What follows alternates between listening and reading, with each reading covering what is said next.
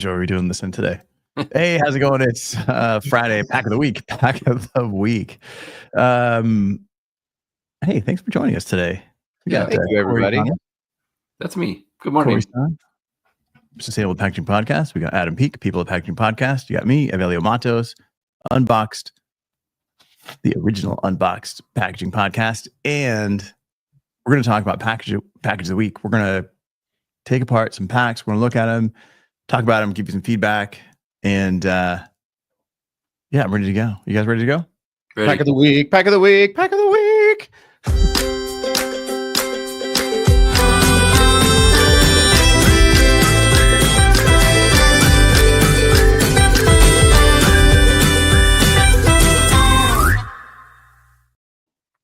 Awesome.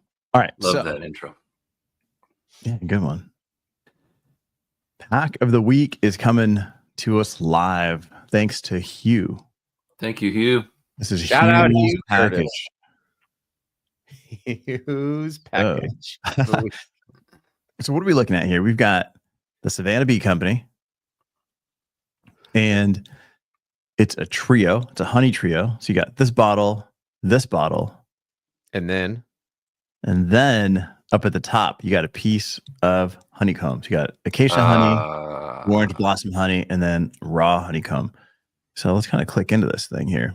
And this is Huw. For those of you that don't know who Huw is, say, Huw. Yeah, buddy. All right. Thanks, man. This is good Morning, stuff. sir. Huw's from where whales were invented, the large sea animals. In case That's anybody's curious.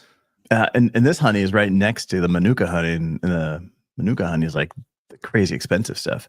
Yeah, Don't even Savannah, eat. Georgia is right next to New Zealand. You're spot on. I've heard So that. you get the honey trio, honeycomb, acacia honey, orange blossom honey, which is pretty cool, right? You open up this box. Let's kind of zoom out here. And let's take a look. So there's not a third bottle behind it. That's what you're saying. Correct. There's only three things. Something 2 on bottles top. and this honeycomb. I'm seeing some cracking here. So what is this, Corey? Looks like corrugated, probably E-flute because it's such a small box, high-end print. Very custom, high quality die cut. You know, other than some, like you said, some cracking, which can come from compression or dry paper. Could it be digitally printed, do you think? Sometimes the inkjet ink doesn't. No, when you're saying high quality print, I disagree with you there. That is not high quality print. Above average print, maybe? Nah. I'd give this like a D-. I'm seeing trapping here. Right, so it's flexo print then. Yep. Yeah. Everything is trapped. All right. And then for those of you guys that don't know what trapping is, Adam, what is trapping? Trapping is a method by which you want to make sure there's no white showing through. And so you will take, in this case, the blue, and you will create a trap over the yellow, which then creates a trap line around the outside. I don't think that's indicative of poor quality print. It's an indication of a print methodology that they chose. So that doesn't mean it's bad. It just means that it's there. Correct. But if we're talking like in terms of the quality of the image, this doesn't generate a great image. What is the yellow supposed to be? Is that supposed to be honeycomb, you think? I think it's supposed to be honeycomb to kind of show through, like that's where the actual honeycomb is. Neat. What do you use honeycomb for? Just I'm not a chef. I don't get it. Your hair. Yeah. So you don't need that. I don't use it. No, I don't use honeycombs. Just I for your use mustache. regular combs. Yeah. Yeah. And then the die cut that's happening here, like this is not a clean cut. Like I'm seeing a lot of like tearing and ripping kind of. Yeah. It looks like I chewed through this myself. Time for an updated tooling, Yeah, and it's not even straight. Like down here, it's getting kind of crooked. It gets off. Doesn't follow the line pretty well. Now that could also be a product of flexo printing because those plates will move. I'm surprised that this would be printed flexo, though, knowing how much flexo plates cost for corrugated. I don't know how big the Savannah Bee company is or how many of these boxes they might have made, but if they did not, in fact, use a direct to digital or like so there's inkjet, there's also HP. Our good friend Seth Ottinger, they do a great job with printing direct to the flute. No, not the flute. The liner board. There it is. But yeah, you can. The die cutting is kind of rough all around, but that's going to happen though when you have this kind of flood of color on corrugated, right, Corey? Yes, Seems like that's pretty normal. It's pretty normal, but it can be better. It has something to do with the tooling they're making. It's probably done on a rotary die cutter. But I'm trying to figure out, is that die cut on, or the honeycomb on the top, does that have a plastic layer over it? Yeah. Inside, not on the pack, but I'm looking at like just even the cut on the outside edge here. Like this is like, it is not straight. Yeah, so it's probably a rotary cut, but look, there's like this little wonky thing that sticks out right here. Mm-hmm. It's also here. Yeah. So it's not like, so that's like in the tool. Mm-hmm. Right. So for whatever reason, it's not straight. Now, if you wanted to print this and get a better quality image, you could do like a litho. The litho label would be great for that. Probably because you could get several up on a sheet. Yeah. Yeah. So this has like some kind of like a cover, whether it's like a plastic sheet or actual just the packaging itself. Sometimes though, a litho label can actually it'll convey, while it's high quality graphics, if you're going for more of a like natural rustic look, it can take that away because it can be almost too vibrant and bright. Whereas when you print direct onto the corrugate, our friend Ryan Fox loves that word.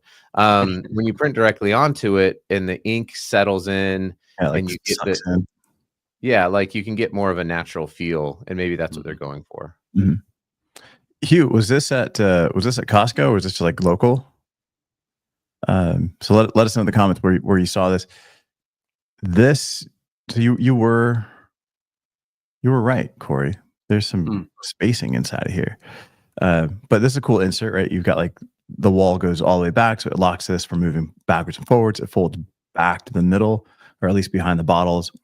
And then you've got this panel here. That's on top of the bottles, I think. I think that's the shelf for the honeycomb to sit on.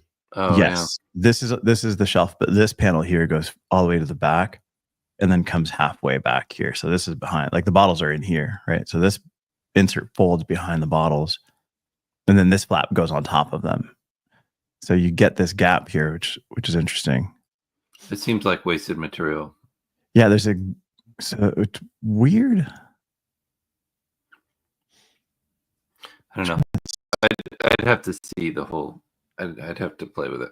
So here's the hinge. Right. If we go back, this one, here's the hinge. So here's the hinge. So yeah, so this is the front. So on the back of it, there's also another window. Why is there a window on the back? This is the back. There's a window here. Oh yeah, I see what's happening. There's a window here, and you've got this big giant cap. Why is there a window on the back? You know, even if there's like a die cut on this panel, or maybe there's like print on this panel here inside. That seems weird. But yeah, so Costco. Yeah, that was a shelf for the comb. Now, in terms of the wasted space, Adam, you and I had the Costco guys on here.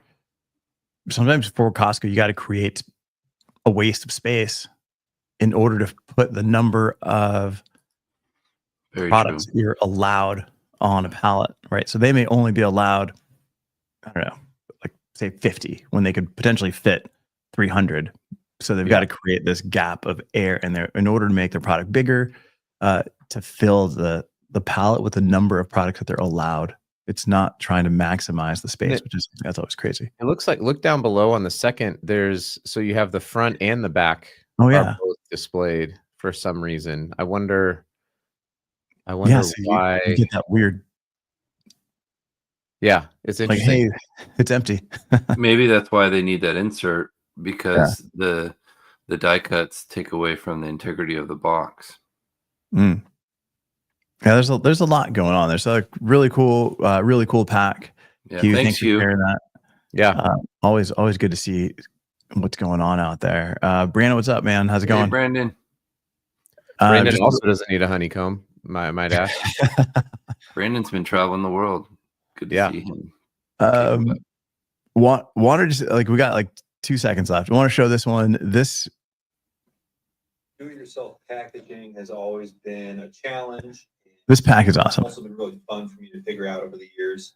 And I've recently been using these pressed paper pulp boxes for a lot. So like this, right? This is a molded fiber pulp clamshell, right? Like you can buy these online all over the place, 100 at a time. Then using this hydraulic press, which everybody has. Everybody has. Obviously. Right. With like a 3D printed tool. Like, look how that is so cool, man. I love that. I think, I don't know. I always get the emails from people going, hey, I'm starting a company. I need 300 X. I need 100, whatever. And I want them custom. Right. Yeah. This is that chance. Yeah. And if you're crafty and you want to put in a little bit of work, you can do some really nice stuff. Yeah. I saw another one where it was like a donut company and they just had blanks and then they had like a little roller with logos and they just like rolled it all over the outside of the box. Like it wasn't like an order. They just kind of like rolled everywhere with ink. And then that's cool. It looked cool.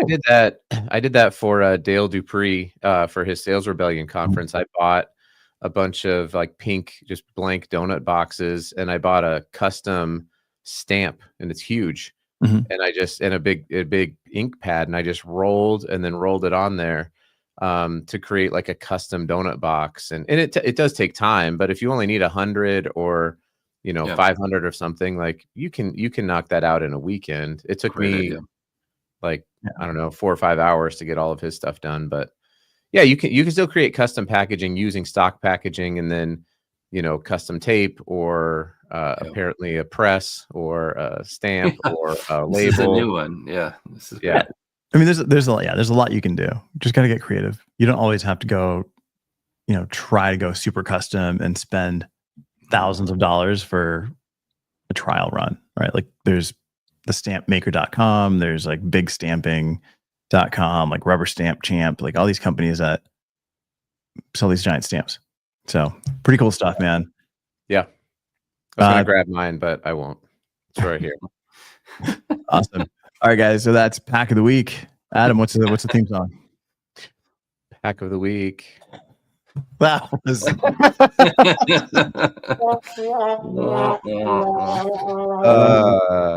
right. I want Corey to sing it this time. Oh man, I only know it in Canadian. Yes. No. Oh, you can only sing it because our hockey team lost. You can only sing it in Canadian now. That's right. Yeah, French Canadian. Brandon will appreciate it though. All right, guys.